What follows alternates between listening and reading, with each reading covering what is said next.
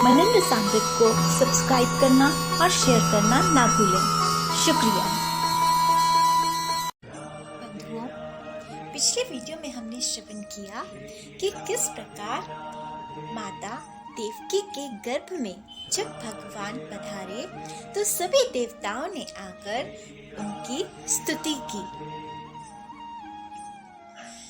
सत्यव्रतम सत्यम त्रिसत्यम सत्यस्य योनिम निहितम च सत्ये सत्यस्य सत्य अमृत सत्य नेत्रम सत्यात्मकम त्वाम शरणम प्रपन्नः। शुकदेव जी कहते हैं, परीक्षित, अब समस्त शुभ गुणों से युक्त वह सुहावना समय आया। रोहिणी नक्षत्र था। आकाश के सभी नक्षत्र, ग्रह और तारे शांत और सौम्य हो गए थे।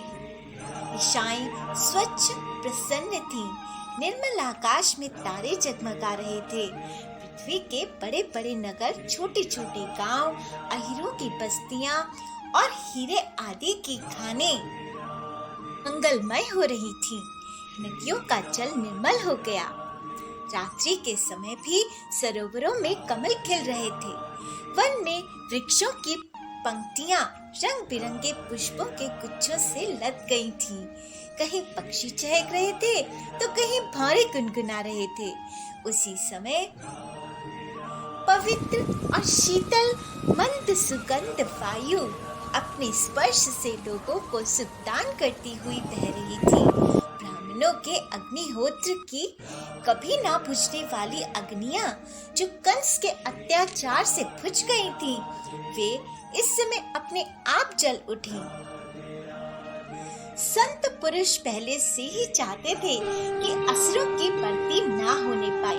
अब उनका मन सहसा प्रसन्नता से भर गया। जिस समय भगवान के आविर्भाव का अवसर आया, स्वर्ग में देवताओं की दुंदुभियां अपने आप बज उठी। किन्नर और गंधर्व मधुर स्वर में गाने लगे तथा सिद्ध और चारण भगवान के मंगलमय गुणों की स्तुति करने लगे। विद्याधरियां अप्सराओं के साथ नाचने लगी। बड़े बड़े देवता और ऋषि मुनि आनंद से भरकर पुष्पों की वर्षा करने लगे। जल से भरे हुए बादल समुद्र के पास जाकर धीरे धीरे गर्जना करने लगे। जन्म मृत्यु के चक्र से छुड़ाने वाले जनार्दन के अवतार का समय था निश्चित। चारों ओर अंधकार का साम्राज्य था। उसी समय सबके हृदय में विराजमान भगवान विष्णु देव रूपिणी देवकी के गर्भ से प्रकट हुए। जैसे पूर्व दिशा में 16 कलाओं से पूर्ण चंद्रमा का उदय हो गया हो।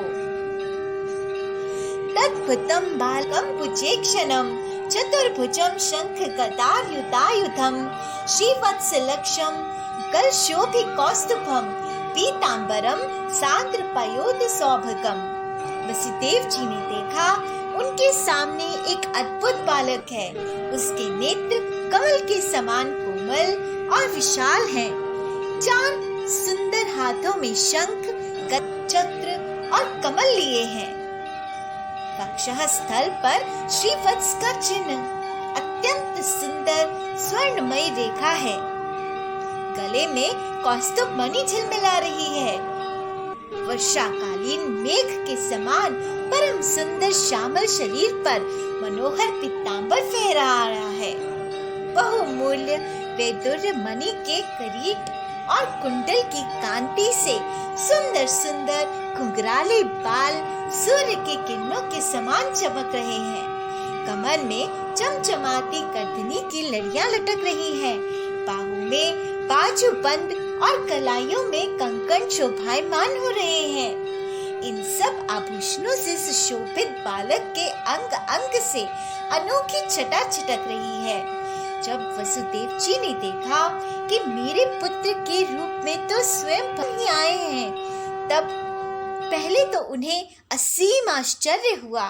फिर आनंद से उनकी आंखें खिल उठीं। उनका रोम रोम परमानंद में मग्न हो गया। श्री कृष्ण का जन्मोत्सव मनाने की उतावली में उन्होंने उसी समय ब्राह्मणों के लिए 10,000 गाय का संकल्प किया। परीक्षित, भगवान बांके बिहारी जी अपनी अंग कांति से सूतिका ग्रह को जगमगा रहे थे।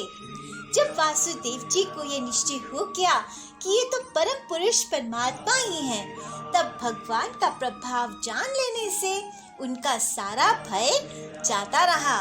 अपनी बुद्धि स्थिर करके उन्होंने भगवान के चरणों में अपना सिर झुका दिया और फिर हाथ जोड़कर उनकी स्तुति करने लगे। वदितोऽसि भवान् साक्षात् पुरुषः प्रकृतेः परः केवलानुभवानंद स्वरूपः सर्वबुद्धित्रिका। हे भगवान, मैं समझ गया कि आप प्रकृति से अतीत साक्षात पुरुषोत्तम हैं। आपका स्वरूप है केवल अनुभव और केवल आनंद। आप समस्त बुद्धियों के एकमात्र साक्षी हैं। त्वमस्य लोकस्य विभुर्यक्षिषु ग्रहे अवतीर्णो असि मम अखिलेश्वरा। राजन्य संज्ञा असुर कोटि यूथ पैर निर्वर्यु है माना निहा निश्य से चुमुहु। भगवान, आप सर्वशक्तिमान और सबके स्वामी हैं। इस संसार की रक्षा के लिए ही आपने मेरे घर अवतार लिया है। आजकल कोटि कोटि असुर सेनापतियों ने राजा का नाम धारण कर रखा है और अपने आदि बड़ी बड़ी सेनाएं कर रखी हैं। आप उन सब का संहार करेंगे।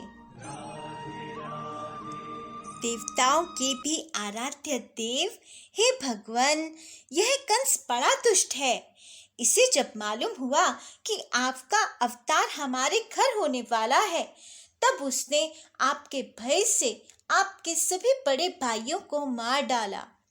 अभी दूत अवतार का समाचार उसे सुनाएंगे और वह भी अभी हाथों में शस्त्र लेकर दौड़ा आएगा।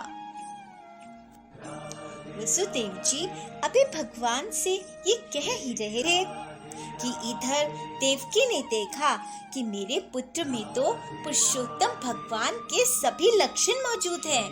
पहले तो उन्हें कंस के कुछ भय मालूम नहीं हुआ, परंतु फिर वे बड़े पवित्र भाव से मुस्कुराती हुई स्तुति करने लगी।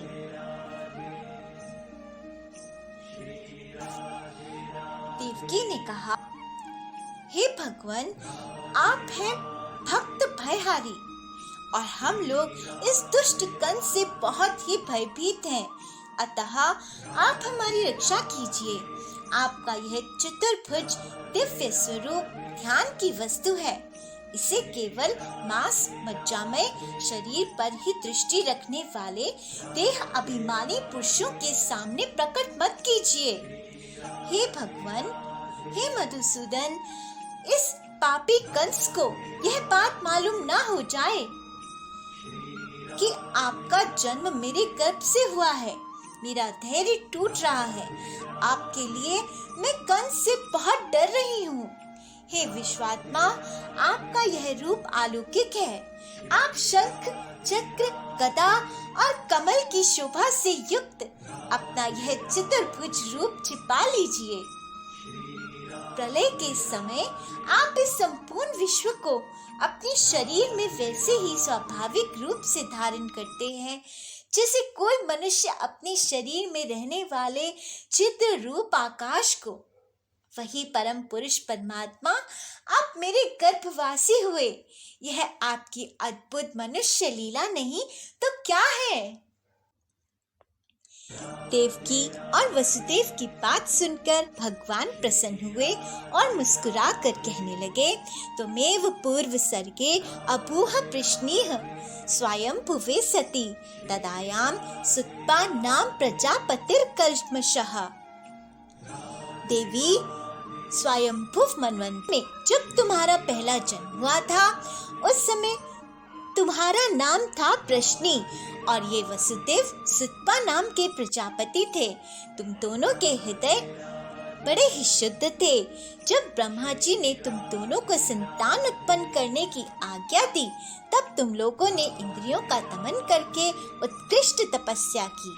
मुझ में चित्त लगाकर ऐसा परम दुष्कर और घोर तप करते करते देवताओं के 12,000 वर्ष बीत गए। पुण्यमयी देवकी, उस समय मैं तुम दोनों पर प्रसन्न हुआ, क्योंकि तुम दोनों ने तपस्या, श्रद्धा और प्रेममयी भक्ति से अपने हृदय में नित्य निरंतर मेरी भावना की थी। उस समय तुम दोनों की अभिलाषा पूर्ण करने के लिए वर देने वाले का राजा मैं इसी रूप में तुम्हारे सामने प्रकट हुआ। जब मैंने कहा कि तुम्हारी जो इच्छा हो मुझसे मांग लो, तब तुम दोनों ने मेरे जैसा पुत्र मांगा। मैंने देखा कि संसार में शील, स्वभाव, उदारता और अन्य गुणों में मेरे जैसा दूसरा कोई नहीं, इसलिए मैं ही तुम दोनों का पुत्र हुआ और उस समय मैं प्रश्नि गर्भ के नाम से विख्यात हुआ। फिर दूसरे जन्म में तुम हुई अदिति और वसुदेव हुए कश्यप। उस समय भी मैं तुम्हारा पुत्र हुआ। मेरा नाम था उपेंद्र। शरीर होने के कारण लोग मुझे वामन भी कहते थे। हे सती देवकी, तुम्हारे इस तीसरे जन्म में भी मैं उसी रूप से फिर तुम्हारा पुत्र हुआ हूँ। मेरी वाणी सर्वदा सत्य होती है। मैंने तुम्हें अपना यह रूप इसलिए दिखला दिया है कि तुम्हारे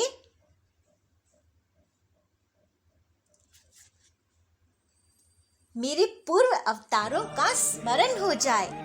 यदि मैं ऐसा नहीं करता तो केवल मनुष्य शरीर से मेरे अवतार की पहचान नहीं हो पाती। युवाम माम पुत्र भावेन ब्रह्म भावेन चास्कृता चिंतयन्तो कृत्स्नेहो यास्यथे मद्गतिं पराम्। तुम दोनों मेरे प्रति पुत्र भाव का निरंतर ब्रह्म भाव रखना। इस प्रकार वात्सल्य, स्नेह और चिंतन के द्वारा तुम्हें मेरे परम पद की प्राप्ति होगी।